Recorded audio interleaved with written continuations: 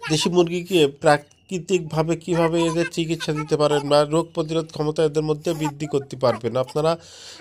যা করবেন সেটা হলো মুরগিগুলোকে প্রথমে বাইরে থেকে যে সকল কাঁচা ঘাস আছে সেগুলো খাওয়াবেন। উন্মুক্তভাবে যে খাওয়াতে হবে এরকম না। আপনার মুরগি ধরেন ভিতরে আটকা আছে বা খামারের মধ্যে আছে, আপনি বাইরে থেকে ঘাস সংগ্রহ করে লতাপাতা সংগ্রহ করে সেগুলো কিন্তু খাওয়াতে পারেন। আপনার বাসায় যে তরকারির উৎকৃষ্ট অংশ, অনেক সময় দেখা যায় যে ঘাস সংগ্রহ করা কষ্ট, শহরে বাস করেন সেখানে, সেক্ষেত্রে আপনারা আপনাদের তরকারির খোসা বা উৎকৃষ্ট অংশ কুচি কুচি করে কেটে এই মুরগিগুলোকে দিতে পারেন। তাহলেও কিন্তু এই মুরগিগুলো এগুলো খেয়েও এদের যে প্রাকৃতিক চিকিৎসার একটা ব্যাপার বা রোগ প্রতিরোধ ক্ষমতা সেটাও কিন্তু এদের মধ্যে বৃদ্ধি পেয়ে যাবে। তাই আপনারা অবশ্যই এগুলো করতে পারেন। তারপরে এই মুরগিগুলোকে আদার রস, রসুনের রস এগুলো খাওয়াতে পারেন। তারপরে কাঁচা হলুদের রসও কিন্তু আপনারা এই মুরগিগুলোকে খাওয়াতে পারেন। কাঁচা হলুদের রস যদি আপনারা এই মুরগিগুলোকে খাওয়ান তাহলে কিন্তু এদের যে কৃমির সমস্যা সেগুলো কিন্তু আস্তে আস্তে দূরীভূত হয়ে যাবে বা আর থাকবে না। অনেক সময় দেখা যায় যে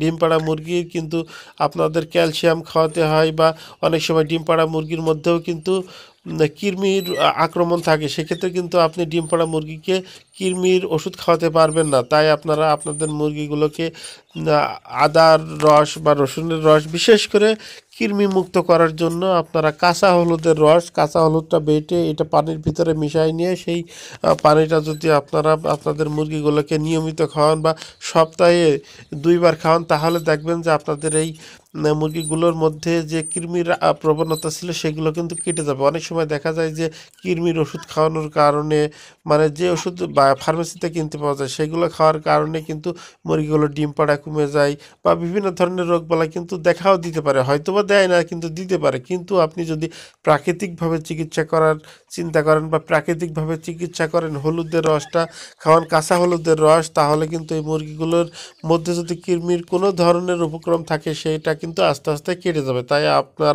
আমরা আসুন প্রাকৃতিকভাবে আমাদের মুরগিগুলোকে পালন করি। প্রাকৃতিকভাবে মুরগিগুলো পালন করলে এদের মধ্যে দেশি মুরগির সকল বৈশিষ্ট্য কিন্তু থেকে যাবে। তাই আপনারা অবশ্যই কাঁচা হলুদের রসটা খাওয়াতে পারেন। আমাদের ভিডিওটি দেখার জন্য এবং আমাদের সাথে থাকার জন্য সকলকে ধন্যবাদ।